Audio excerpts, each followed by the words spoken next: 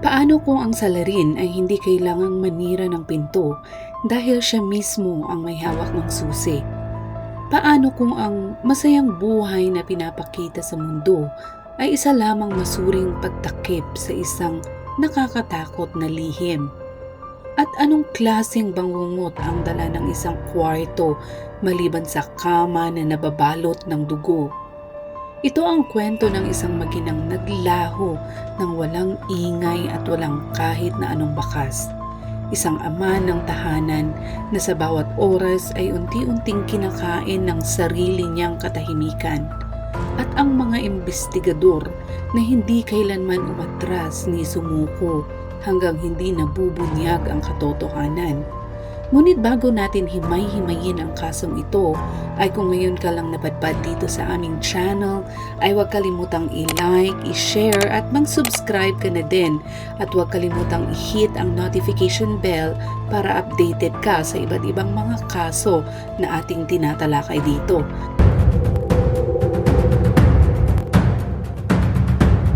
Krimen X-Files. Taglagas noon taong 2001, yumanig sa katahimikan ng isang lungsod na kung tawagin ay Grand Junction, Colorado, ang isang tawag na nagsimula sa isa sa pinakanakakakilabot na imbestigasyon sa kasaysayan ng lugar. Si Michael Black, 38 taong gulang, isang Navy veteran na naging production manager, ay isang kung tawagin ng mga kasamahan nito ay isang halimbawa ng may perpektong buhay at pamilya. Matapos ang isang dekada ng serbisyo sa militar, lumipat siya sa isang tahimik na buhay sibilyan kasama ang kanyang asawang si Jennifer na 34 na taong gulang at ang kanilang anak na si Abby na 6 na taong gulang pa lamang noon. Nagtrabaho siya sa Amitex Dixon na isang lokal na kumpanyang industrial. Ngunit noong hapon ng November 13, ang ilusyon ng isang payapa at perpektong buhay at pamilya ay tuluyang gumuho. Alas 4:20 ng hapon ay tumawag si Michael sa 911 at kagagaling lang daw niya sa trabaho. Ang kanyang boses ay nanginginig at punong-puno ng takot. Sa tinig niya ay naglalarawan ng isang nakakakilabot na tagpo. Dugo sa kama, mga gamit na nagkalat sa sahig, at isang bagay na binalot ng nakakabinging katahimikan.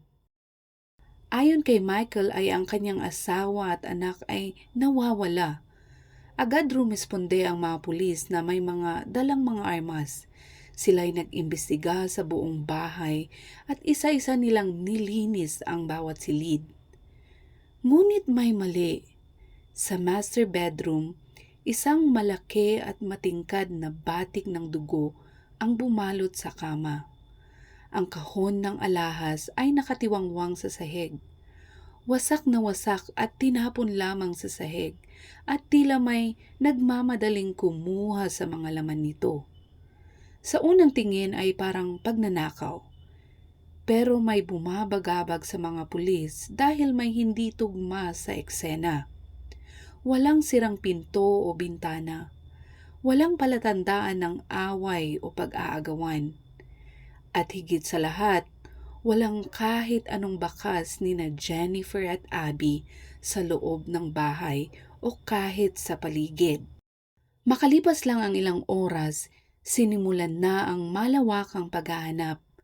Mga pulis, helicopter, divers at dose-dose ng volunteers ang nagsimulang magsiyasat sa kagubatan at sa buong kapaligiran. Kinayod ang Colorado River gamit ang sonar. Tinawagan ang mga ospital, kinapanayam ang mga saksi, pero wala silang napala. Ayon sa mga kapitbahay, walang kakaiba o kahina-hinalang nangyari noong umagang yaon. Sabi ni Michael, umalis siya ng bahay bago mag-alas 6 ng umaga. Habang natutulog pa sina Jennifer at Abby, sinubukan na daw niyang tumawag sa bahay sa kalagitnaan ng araw, pero wala daw sumasagot. Ayon sa kanya, siya daw ay nababahala ngunit ipinagkibit-balikan niya na lamang ito.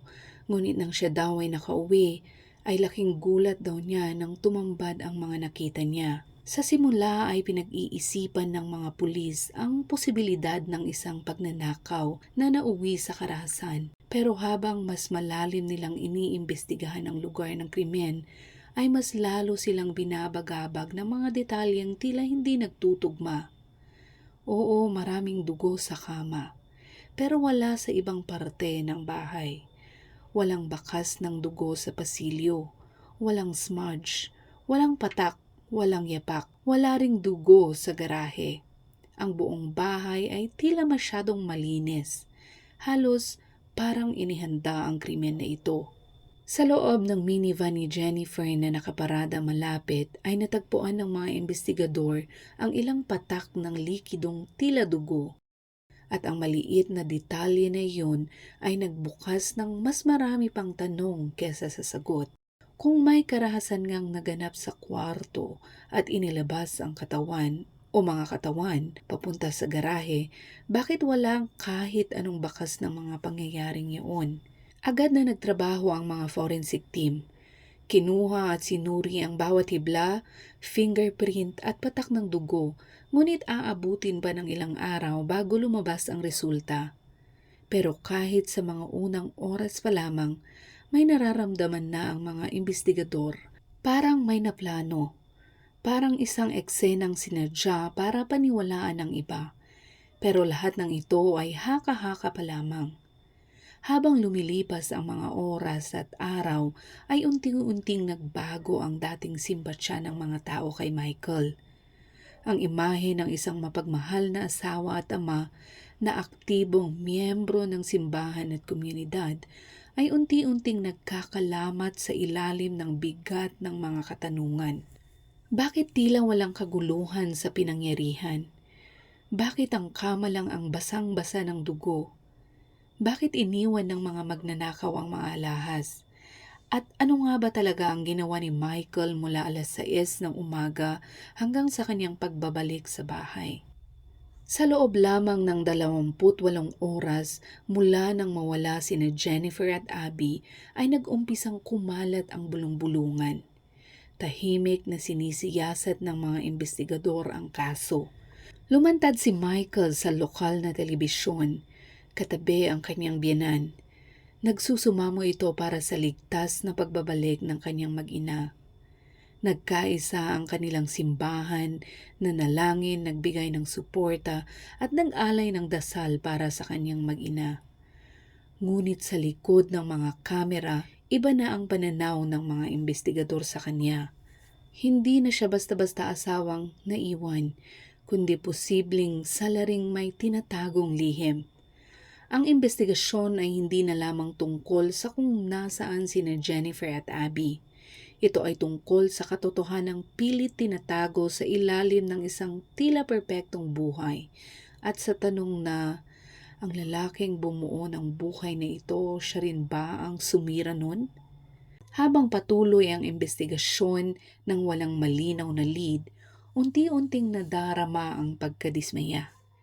Hinimay na ng mga search team ang mga ilog, highway at kagubatan. Pinalawak pa ng mga detective ang paghahanap.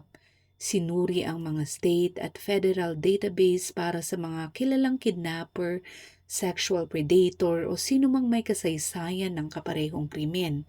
Ngunit nanatiling walang lead ang kaso. Lumipas ang isa na namang araw na walang pag-usad. Hanggang sa muling ipatawag si Michael Black para sa ikalawang round ng pagtatanong. Sa pagkakataong ito ay nais ng mga investigador na hukayin ang mas malalim na katotohanan. Pinakwento ito sa bawat detalye ng kanilang pagsasama, ang mga nakasanayan ni Jennifer at ang araw-araw na gawain ng anak nilang si Abby. Nais malaman ng mga investigador kung may tensyon ba sa pagitan nila. May mga kamakailang pagtatalo ba? May kakaibang tawag ba sa telepono? Mga banta mula sa labas? Problema sa mga katrabaho o sa miyembro ng kanilang simbahan? Ngunit mariing giit ni Michael na walang problema sa lahat ng mga ito. Inilarawan niya ang kanyang asawa bilang isang mapagmahal at tapat na asawa. Tahimik daw at maayos ang kanilang tahanan. Wala raw siyang alam na kaaway o anumang insidente na dapat ikabahala. Ngunit nang tanungin tungkol sa posibleng pagtataksil, doon nagkaroon ng bahagyang pagliko ang kanyang sagot. Anya hindi raw siya naniniwala na may ibang lalaki sa buhay ni Jennifer, pero hindi rin daw niya masasabi ng buong katiyakan. Ngunit ang maliit na pag-aalinlangan na yaon ay nagbukas ng mas mabigat na kahulugan sa mga susunod na sandali. Habang iniimbestigahan ng mga pulis ang mga personal na gamit ni Jennifer, ay nakita nila ang isa sa kanyang mga relihiyosong devotional notebook. Sa gilid ng pahina ay may nakita silang isang sulat kamay na tala. Sa unang tingin ay tila wala namang kakaiba, pero nang mapansin nila ang petsa ay doon sila natigilan. Ang mensahe ay isinulat isang araw bago tuluyang mawala sina Jennifer at Abby. Ayon sa tala, sa halip na dumalo sa simbahan noong umagang yaon, si Jennifer ay nagdasal kasama ang isang nagngangalang Stanley. Naghahanap daw siya ng gabay dahil may bumabagabag sa kanya. Sinimulan ng mga investigador ang masusing pagsisiyasat ukol sa misteryosong taong pinangalanan ni Jennifer ng Stanley. Inusisa ang mga kaibigan, kamag-anak at maging ang mga kasamahan sa simbahan ni Jennifer. Ngunit walang sino man ang nakakakilala sa isang lalaking may pangalang iyon. Hanggang sa dumating ang isang nakakagulat na revelasyon. Si Stanley ay hindi isang lokal na personalidad kundi ang tinutukoy doon ni Jennifer ay walang iba kundi si Charles Stanley, isang nationally televised pastor na kilala sa kanyang mga programang pangrelihiyon sa TV. Malamang ang tinutukoy ni Jennifer ay panunood ng sermon ni Charles Stanley at hindi ang pakikipagkita sa ibang lalaki. Sa episode ng sermon na ipinalabas 2 araw bago sila mawala, mariing kinondena ni Stanley ang paggamit ng adult content at ang sinasabi niyang pagkasira ng mga pamilyang Kristiyano dahil dito. Dahil sa mga revelasyong ito ay nagsimulang magkaroon ng saysay ang kaso at habang mas malalim pang sinisiyasat ng Digital Forensics Team ang computer ng pamilya Black, natuklasan nila ang isang hindi inaasahang ebidensya. Walang palatandaan na may karelasyon ni isa sa kanila, ngunit sa isang drive ay may daan-daang nakatagong adult images. Hindi ito basta-bastang browsing. Ang nilalaman ay naglalarawan ng isang taong lumalaban sa sarili niyang pagnanasa. Mga lihim na hindi niya kailanman ipinagtapat sa kanyang asawa. Ang mga larawang iyon ay hindi direktang ebidensya ng krimen, ngunit para sa mga investigador, ito ay posibleng motibo. Lalo na nang madiskubre nila ang isa pang ebidensyang hindi inaasahan. Isang hindi na ipadalang email. Timestamp nito ay 3:58 p.m. sa araw mismo ng pagkawala ni Jennifer, ilang minuto lang bago tumawag si Michael sa 911. Sa email ay humihingi siya ng tawad dahil nasira raw ang araw nila at nanghihinayang siya na hindi nila mapag-usapan ng mahinahon ang kanilang mga problema. Ang tono ng email ay tensyonado at hindi mapayapa. At higit sa lahat, salungat ito sa kwento ni Michael na una niyang sinabi sa mga pulis. Muling binalikan ng mga detective ang audio recording ng emergency call ni Michael. At doon, isang nakakabahalang detalye ang napansin. Pagpasok ni Michael sa bahay at matuklasang may dugo, hindi niya chinek ang iba pang bahagi ng bahay, ni hindi niya sinilip ang kwarto ni Abby. Umakyat lamang ito sa kwarto ng kanyang anak nang direktang tanungin ng 911 dispatcher tungkol sa bata. Ang kawalan ng agarang pagpanik, ang kakulangan ng natural na reaksyon ng isang ama na naghahanap ng anak ay hindi kapanipaniwala para sa mga investigador. Mas lalong naging kahina-hinala ang mga voicemail messages na iniwan niya sa kanilang answering machine. Isa sa mga ito na iniwan niya bandang 3:00 ng hapon ay puno ng kaba at pagkabahala. Nagtataka kung bakit walang sumasagot sa bahay, pero sa halip na umuwi na 6 na minuto lang ang layo mula sa kanyang trabaho, ay nag-iwan lang siya ng mensahe at saka ipinagpatuloy ang kanyang araw na parang walang nangyari. Padagdag ng padagdag ng padagdag ang mga inconsistency sa mga sinasabi niya. Di naglaon ay lumabas ang mga resulta ng laboratory test. Ang dugong nakita sa kama at sa loob ng sasakyan ni Jennifer ay mula lamang kay Jennifer. Wala ni isang bakas ng DNA ni Abby. At ang lahat ng fingerprint na nakuha ay pawang sa miyembro lamang ng kanilang pamilya. Batay sa dami ng dugong nawala, napagpasyahan ng mga forensic expert na malamang ay hindi na nakaligtas si Jennifer mula sa sinapit niya. Ngunit dahil walang bangkay at walang saksi, wala pa ring sapat na ebidensya para makapaglabas ng arrest warrant. Nanatili si Michael sa ilalim ng tahimik ngunit masusing pagbabantay. Hindi pa rin siya kinakasuhan pero sa likod ng mga sagradong pinto, isa na siya sa itinuturing na prime suspect sa kasong ito. Lumipas ang 3 buwan at sa hindi inaasahang pagkakataon ay nakahuli ng lead ang mga detective. Ngunit hindi ito ang uri ng ebidensyang inaasahan nila. Habang nire-review ang CCTV footage mula sa pinagtratrabahuan ni Michael, nakita nila siyang naglo-load ng mga kasangkapan sa opisina sa kanyang sasakyan. Mga upuan, file cabinets at mga maliliit na kagamitan. Lahat ito'y kinukuha niya ng walang pahintulot. Nang tanungin ng mga investigador ang kumpanya, ay kumpirmado na hindi siya binigyan ng pahintulot.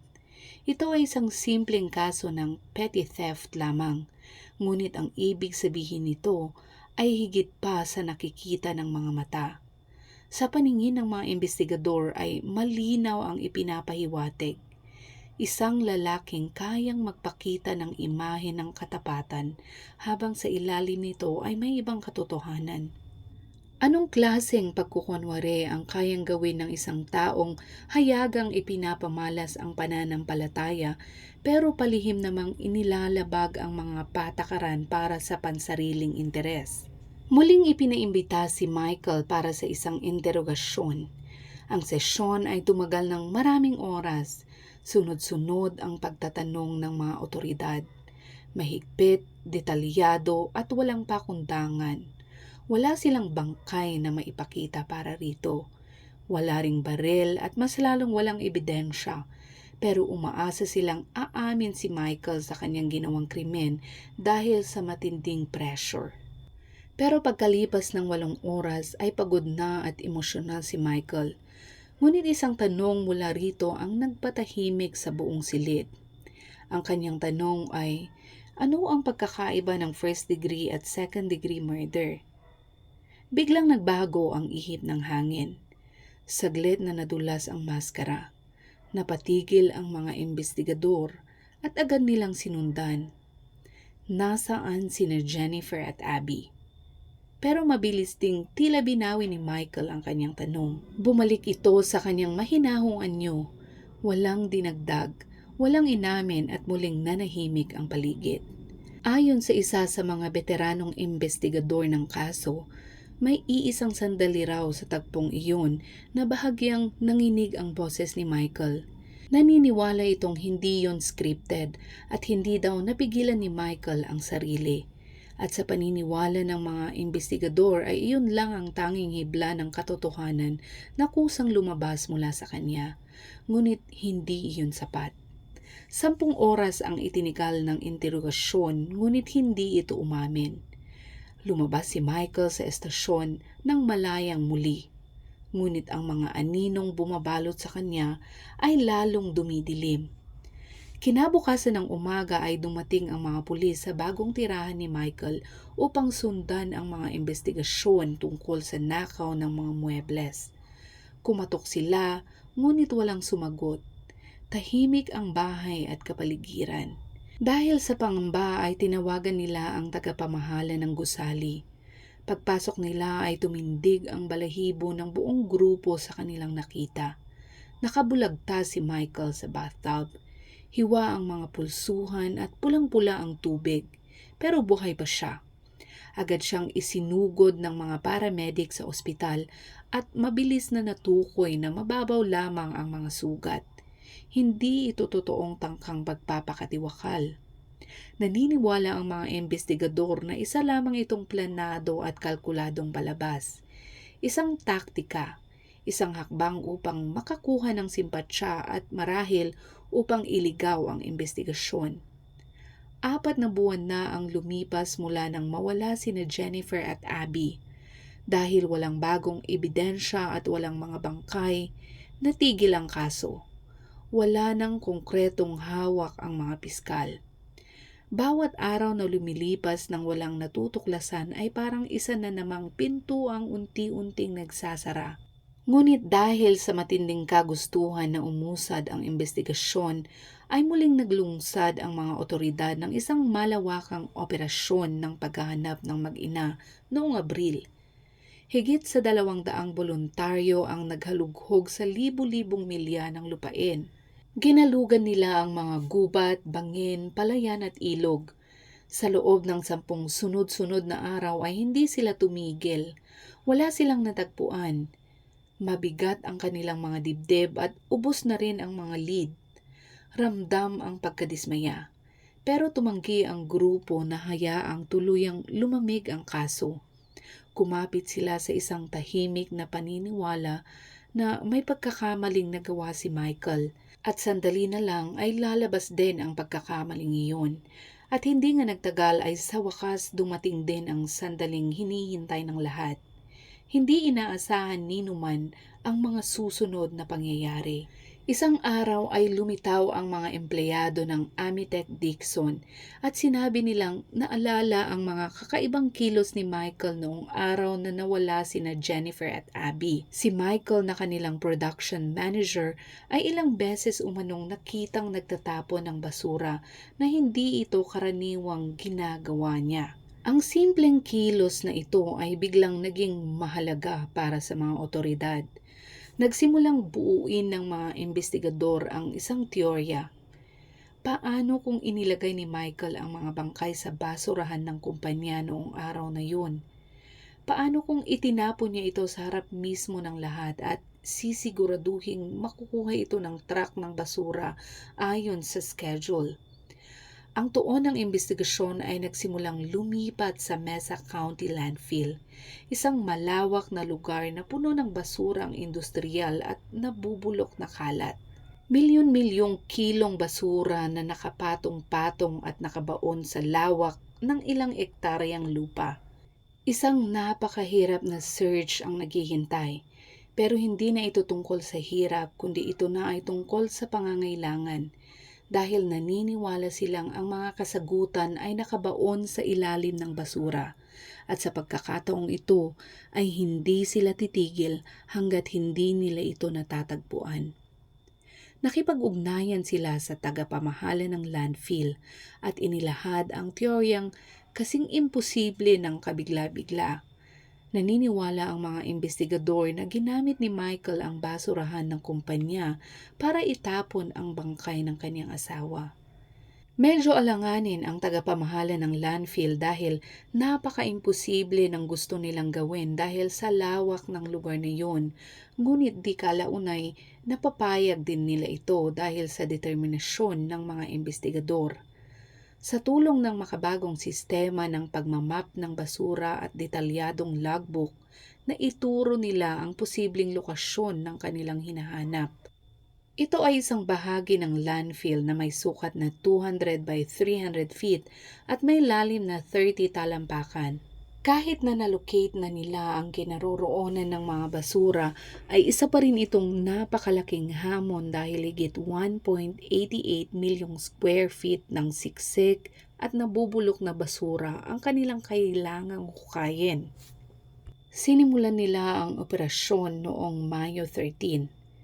Mabibigat na mga makina ang mga ginamit nila rito at ang mga voluntaryo at forensic team ay sinuyod ang bawat tumpok at naghahanap ng anumang kakaiba. Pero napakadelikado ng lugar. Hindi matatag ang lupa at napaka-toxic ang hangin.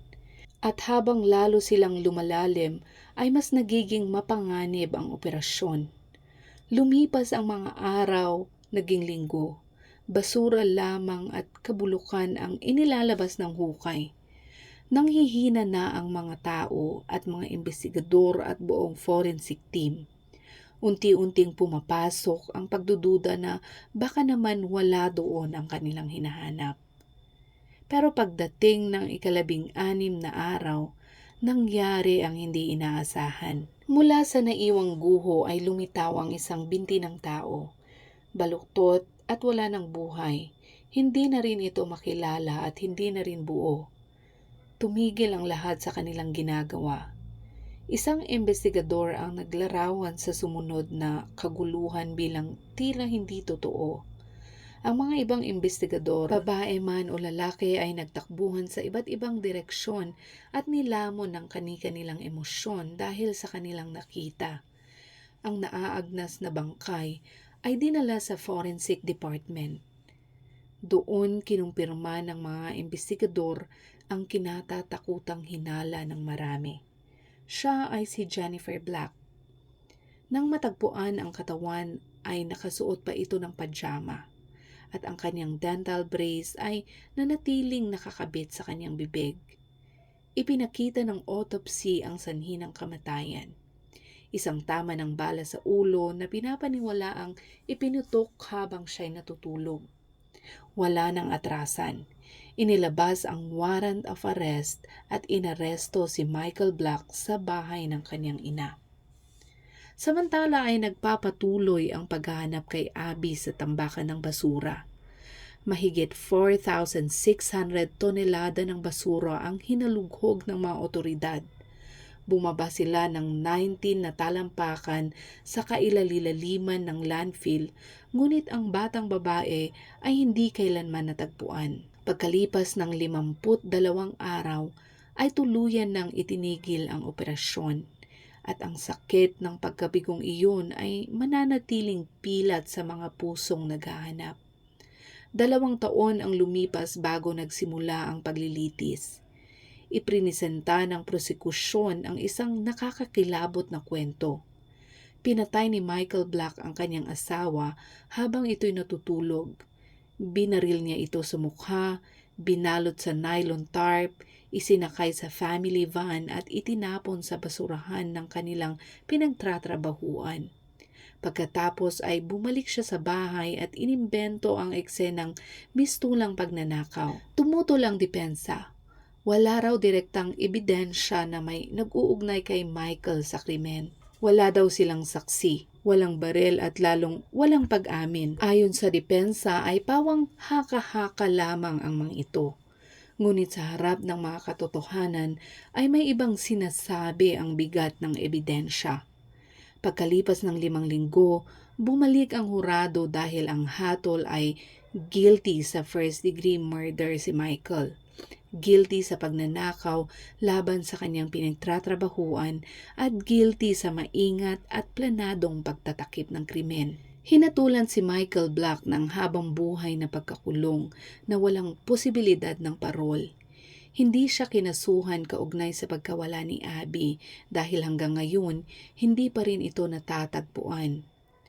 Pinaniniwalaan ng mga investigador na ang motibo ng lahat ng ito ay pagkokontrol. Ang mga sikreto sa kanyang computer, ang pekeng eksena ng krimen, at ang desperadong pagtatangkang panatilihin ang malinis na imahe sa publiko ay isang direktang senyales sa motibo ni Michael. Lahat ng ito ay nagtuturo sa isang lalaking mas pipiliing wasakin ang sariling pamilya kaysa harapin ang pagbagsak ng kanyang maingat na binuong buhay.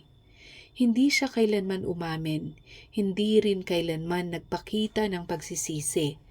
Kahit matapos mahatulan ay iginiit pa rin ni Michael Black ang kanyang pagiging inosente. Makalipas ang ilang taon noong 2014 ay napawalang bisa ang hatol laban sa kanya. Hindi dahil sa bagong ebidensya kundi dahil sa isang hurado. Isang babaeng nagngangalang Marilyn Charworth ay hindi daw isinawalat na siya ay isang biktima ng karahasan sa tahanan. Ayon sa depensa, ang pagkukulang na ito ang siyang sumira sa pagiging patas ng hurado. Muling sinampa ng estado ang kaso. Sa Jefferson County naman, 17 taon na ang lumipas mula nang mapatay si Jennifer.